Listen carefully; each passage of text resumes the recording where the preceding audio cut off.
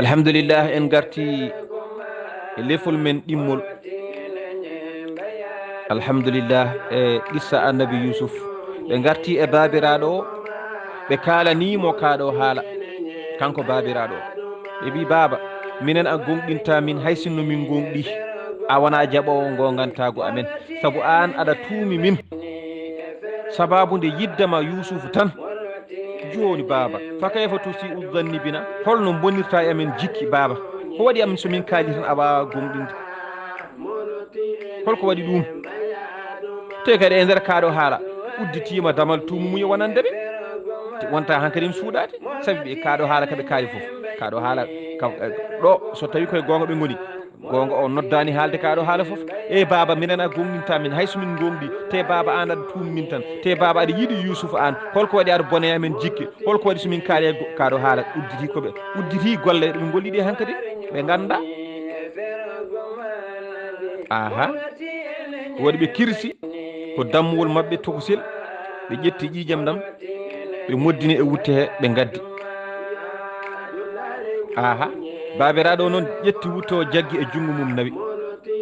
kono noon to banggue aada kam boyiji nden ne ñamanno yimɓe aha ne selli aha kono noon to banggue aada kam boyi so ñaami neɗɗo ma seeg wutte muɗum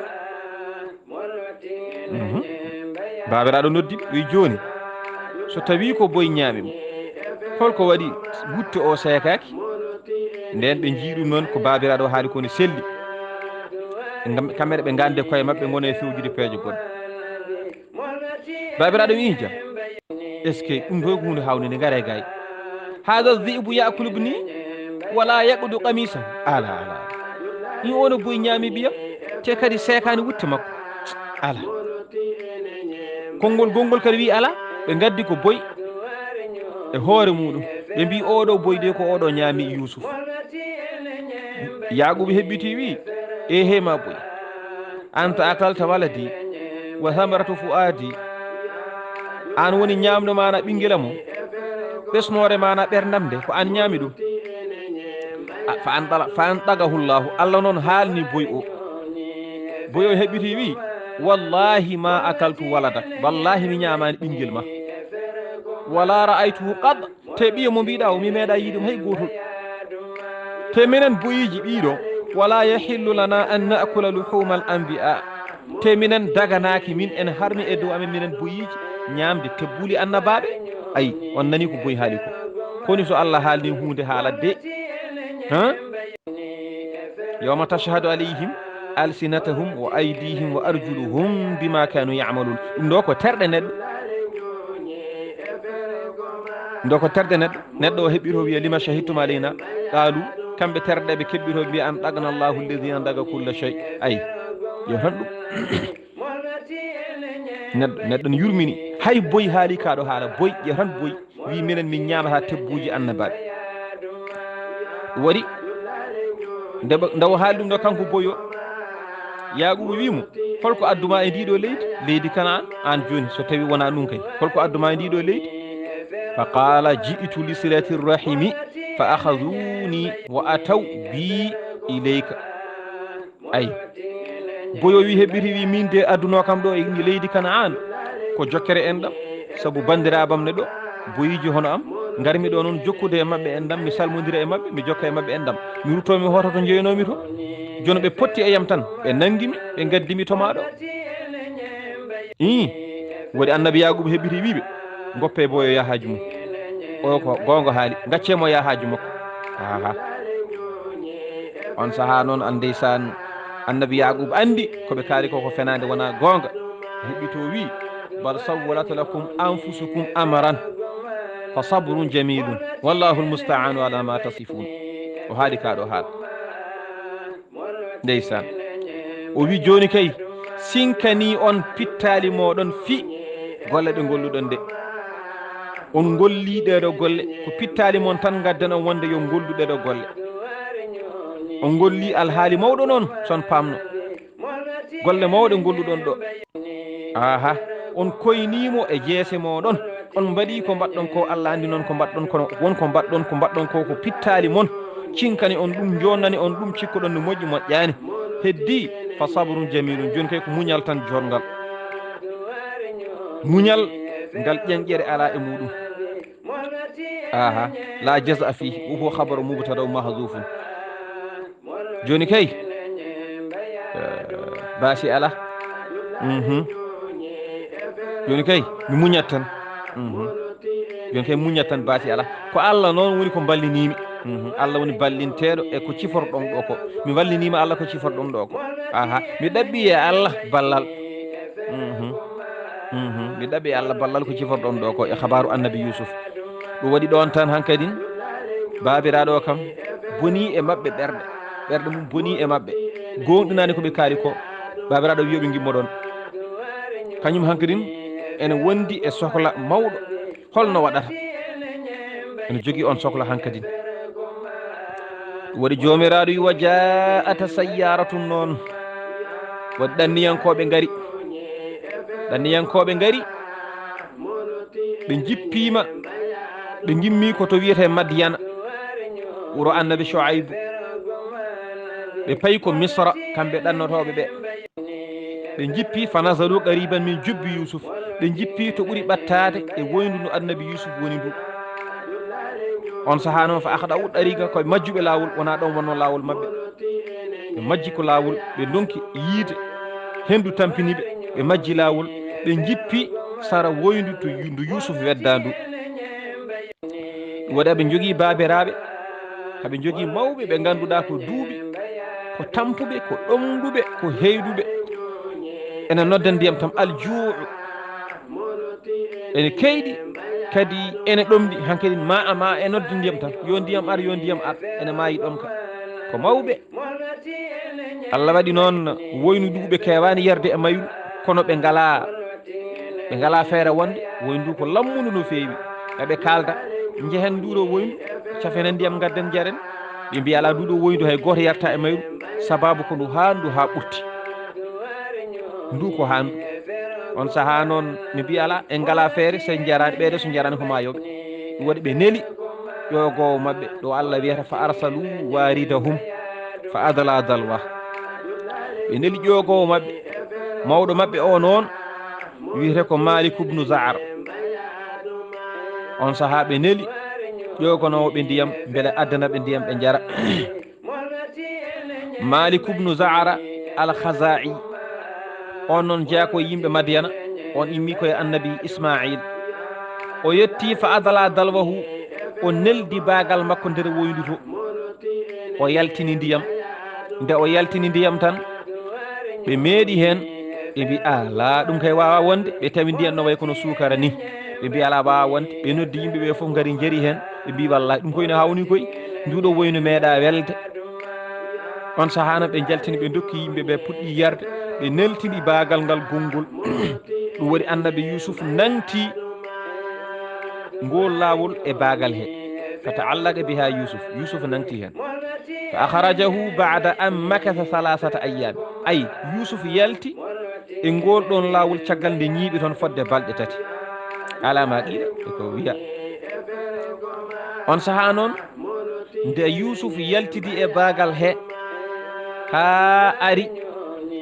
ɗo dammude mana woyndu ɗo toni ɗo ndeysan ɓe goni o woni e woyde nden ɓe jiimo tan nde o yalti ɓe coynimo tan ɓe jiimo kamɓe safannoɓe ɓe tan ɓe mbi ya bushraya e bel wettu ɗum ɗo koy ko bel wettu hada gulamun ɗum ɗo ko cukalel ndeysan ɗum nde ko kange woni ɗo ngel koyno yooɗi koy hankkadin ɓe gone sifade annabi Yuusuf ɓe mbawi hankkadin no wefƴaɓe ni sababu nde jondam muɗum e kadi hawnade holko weddi ɗum ga saka ɓe gara ɓe ƴoga ndiyam ha wawa yaltude e bagal mabɓe fa alima bihi ikhwatahu ɓe gandi kamɓe musidɓe makko ɓe noon ɓe tini ɗum wari fa atawhu ɓe gari ɗon e ɗon musidɓe makko ɓe tini o yalti woyndu saabu kamɓe ɓe ndeni tan ko woynu ndu toɓe gaynata ɗo ɓe beddi Yuusuf e woyndu he ɓe ceertani e woyndu he eɓe jiiɗi andude somo wuuri walla o wuurani e kadi somo wuuri holno yaltirta so tawi o yaltani ha ɓe jiimo o yalti leydi ndi o yeehi ɓe poftata sabu ɓe jiiɗa Yuusuf yalta rutto galle to nden noon ko musiba mawɗo wontantaɓe on saaha noon ɓe ndeni ha nde o yalti foof nde ɓe tina ɓe mbaɗa feere ɓe no yaltiri leydi ndi so tawi won arɓe jaltinimo ɓe mbaɗa peeje mabɓe ha Yuusuf yalta leydi ndi ko ɗum waɗi ɓe mbaɗi peeje mabɓe ɗen ɗon nde ɓe coyni o yalti e nder woyndu he tan o fayi boowal ɓe tini ɗum ɓe ngari ɓe mbi hada gulamun aha kana alayhi salam hasanul wajhi ndeysan kanko Yuusuf alayhi salam ko joɗɗo yeeso ko leliɗo leɓre ko ɓutto gite ko poɗɗo tago ko ɓandu woɗeru o jogui ndeysan ceeble makko ɗe nde tekki ndeysan ko ɗehiɗo reedu ndeysan ko pamɗuɗo wuddu ndeysan so tawi o feeñi kanko annabi Yuusuf annore ene yalta e woyo woyko makko ndeysan so tawi o haali ene feeña e sanayaji makko leelewal sanaya ko muynirɗe ndeysan kono wobil jumlati noon lam yakun ahsana minhu illa sayyiduna muhammadun sallllahu alayhi wa sallam hay goto ɓuranimo yodde kanko annabi Yuusuf so wona nelaɗo Allah sallllahu alayhi wa sallam on goto faɗɗimo e aduna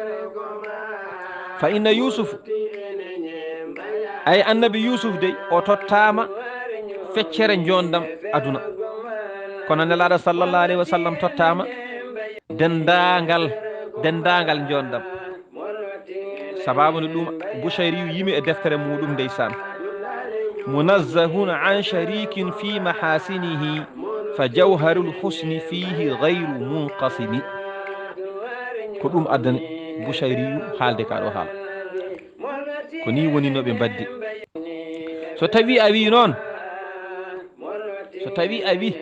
so tawi laatima ko hono ndani so tawi a haali kaɗo haala a wi aɗa namdo kam holko waɗi noon rewɓe dendagal rewɓe pitininaka e jondam annabi Yuusuf ɓayde ko ni annabi Yuusuf wayi o rokkama fodde feccere jondam aduna so jondam aduna feccama pecce ɗiɗi kanko rokka feccere nde foof holko waɗi rewɓe kanguetake bone makko holko waɗi rewɓe pindinaka e nelaɗo Allah sallllahu alayhi wa sallam joni rewɓeɓe kangama e bone annabi Yuusuf te annabi Yuusuf hokka ko feccere nelaɗo Allah sallllahu alayhi wa sallam rokka ko dendagal ko jondam aduna foof joni holko waɗi rewɓeɓe kangaka e nelaɗo Allah sallllahu alayhi wa sallam no kangira annabi Yuusuf ni eyyi mami jaaboma mi wima jondam nelaɗo Allah sallllahu alayhi wa sallam de Allah suurdi ɗum ko mangu way kono nangue ni aha nelaɗo sallllahu alayhi wa sallam sa darima a wawata yiidemo way kono sa daari nangue aɗa andi neɗɗo wawa laftidade nangue ni ko noon nelaɗo sallllahu alayhi wa sallam wayi la yastadiu ahadun an yata'ammala fi hay goto wawa ñimnuno e makko darande kanko nelaɗo sallllahu alayhi wa sallam saka mbawa laɓɓiɗinademo saka mbawa wiide aɗa waɗa e makko gueɗe goɗɗe aha waɗi a wawa yiide nelaɗo sallllahu alayhi wa sallam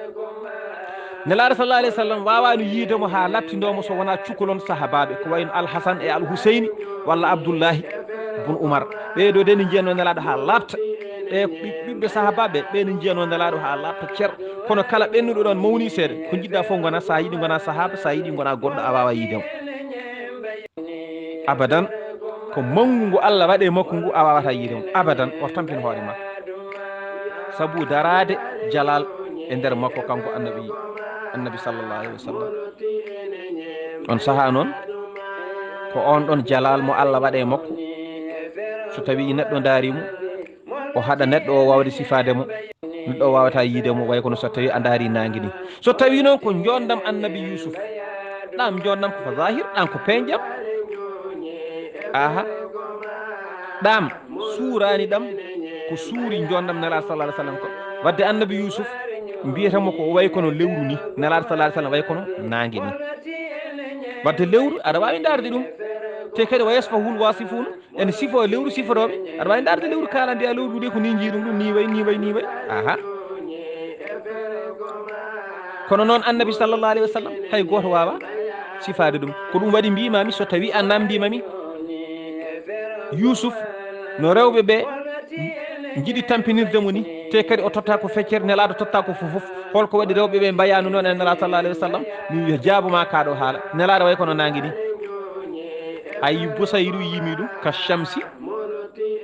tadharu lil aynayni min bu'din wa tukillu tarfa min amami wona Busayru yimi ɗum e nder deftere muɗum wadde noon ko nelaɗo sallallah alih wa sallam wawata yiyade ha lattido wawi yidemo tan ko ɓikkon sahabaɓe hay ɗum wona ɓiɓɓe foof de ala ko ɓikkon sahabaɓe ɓiɓɓe Seydina Aliyu ɓe e ɓiɓɓe Seydina Oumar ɓe ɓen ne jiyamo Alhasan e Alhuseyne e Abdoullahi ibn Oumar ɓen guila cuhagu men ne jiyannomo tigui rigui no hanniri ni kanko nelaɗo Allah sallllahu alayhi wa sallam kono annabi Yuusuf ko way kono lewru ni on ne yiyo on foof mum ne yiyo alhamdulillah ɗon tan de ɓe jaltinimo ɗo tan ndeysan mawnira makko ɓe jiimo ɓe jiiwaji ɓe jaltinimo e woyndu he hina nadaru ila alqafila wajtimaiha ala albi'ri ɓe jii ɓen no ndendi ɗo woyndu ɗo ɓe jii ɓen jaltinimo on sahano ɓe cikkanno ko mayɗo kono ɓe jananaka ɓe jiima tan o yaltinama amo wuuri ɓe gari nde ɓe jettiran ɓe mbiya piyam kamɓe moniraɓe ɗo yaltina e woyndu heɗo ɓe keɓɓiti ɓe mbiya piyamo tan ɓe mbi jam onon celli onon ko ɗum woni ɓe mbi oɗo de ko maccuɗo e maccuɗa men ko maccuɗo taƴƴo ko dogɗo ko dogɗo joni noon so tawi oɗon jiiɗimo ni min jeeya on saabi on minen min jiiɗa maccuɗo dogowo joni min jeeyi on mo soɗon jiiɗimo bi'inahu lakum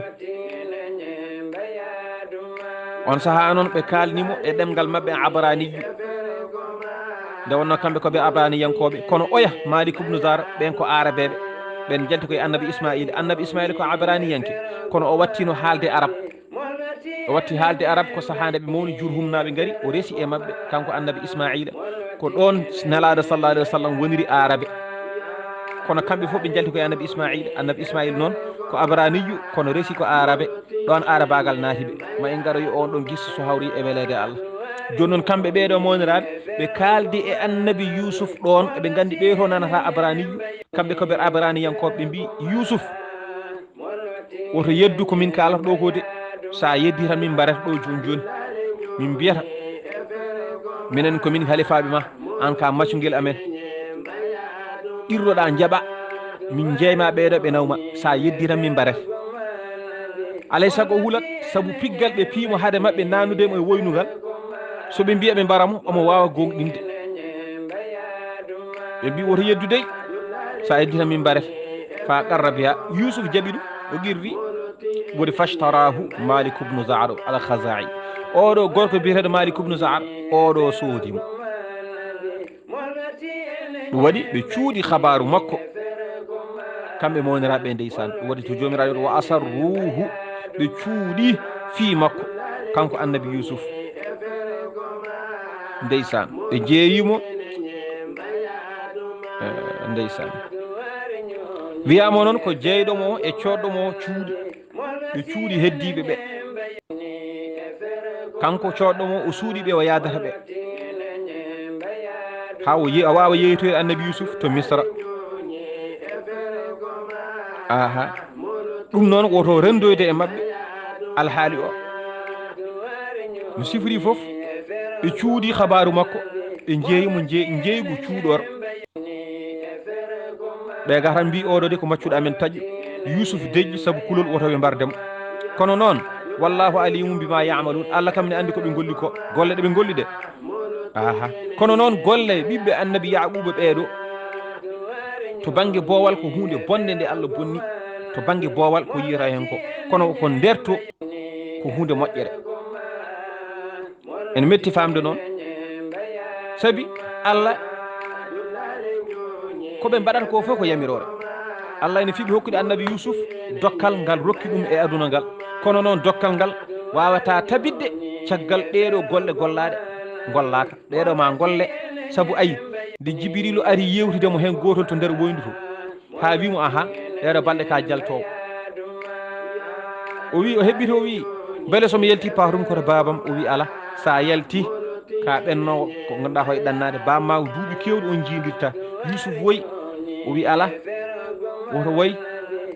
o wi kono mi yalta ɗo mi wasa yindirde babam mi yaha o wi aha moƴƴere nde Allah heblanma nde koye on mission gonɗa moƴƴere nde wawata yettadema so wona mission o yetti muñ tan ma yirde e bamma kono oɗo saaha a muñat moƴƴere nde Allah rokkanma nde koma ndewa e toye ɗe ndewata ɗo ɗe nde mbawa yettoyade moƴƴere nde ɗum noon a muñat toye ɗe moƴƴere nde wawa yettadema Allah koko yiiɗi ɓurnudema e mawniranma ɓeɗo Allah koko yiiɗi waddema dow mabɓe Allah ko yiiɗi hokkudema gueɗal ngal ɓe jogorani dañde kamɓe Allah koko yiiɗi waddema an woni kilifa e dow mabɓe Allah koko yiiɗi hokkudema an gandal ngal ɓe keɓani Allah ne yiiɗi somde e ma waliyagal ngal ala e mabɓe Allah ne yiiɗi somde e ma nelal ngal ala e mabɓe Allah ne yiiɗi somde e ma annabagal ngal ala e mabɓe dokke ɗe Allah yiiɗi hokkudema ɗe foof koye mission mum gonɗa ko ma piyeɗa ma beddoɗa e woyndu won gueɗe goɗɗe keddiɗe nene yeeso ma kawra e majje kanƴe fof ha kuftidinaɗe on saaha gueɗal ngal yettoma Yuusuf anani malayika o haalnimo ɗum ɗo kanko annabi Yuusuf o andi deke to woni ɗo koye golle o woni koye liggey o woni ɗo o andi ɗum waɗi nde Maalik ibnu Zar nayimo nde yeeyoyimo ha nimsi artanimo yiiɗi nawdemo nde nannimo nde suudu ene haalda e makko ha feeñani ɗum wonde koɓe taniraɗo goto nde wi waɗi ko boni o wi ala a waɗani ko boni a watta ko boni an jahata koye yamirode ɗum ɗo ko hoddira Allah min ko nelalam addimi ɗo Allah koko tottimi nelal ngal noon ko ɗo woni ko ɗo nelami yomi arɗo mi fewna ndiɗo leydi ay goto biyeteɗo gonɗini Allah ala e ndiɗo leydi ko Allah nelimi ɗo yomi ar mi fewna leydi ndi kamɓe fof ɓe gonta julɓe wonta leydi julɓe ko ɗum addimi ɗo hen an ka jamiraɗo an kay ya a jarama ko mbaɗɗa ko a tayani ka jamiraɗo ayi koni haala ka wayi alhamdulillah Malik ibnu Zar soodimo o soodi annabi Yuusuf ndeysan joni noon a haɗama an neɗɗo waɗi mbiɗen golle ɓe gollata ɗe to banggue boowal ko golle coofɗe kono banggue nder ko golle moƴƴe sen paami nde wan noon reggodiri e Yuusuf cuuɗidi e fayidaji mawɗi ko ganduɗa heɓata ɗum neɗɗo foof gandal immorade e Allah e jiyaɗo muɗum habaru dokkaɗo annabi Yuusuf o ko ni alay saago mawnira makko ɓe mbaɗamo dani ko ɗum waɗi hande o awɗo aduna neɗɗo wawa wiide aɗa heeɓa moƴƴere taw tampere yettaki ɗum waɗi janggowo hande foof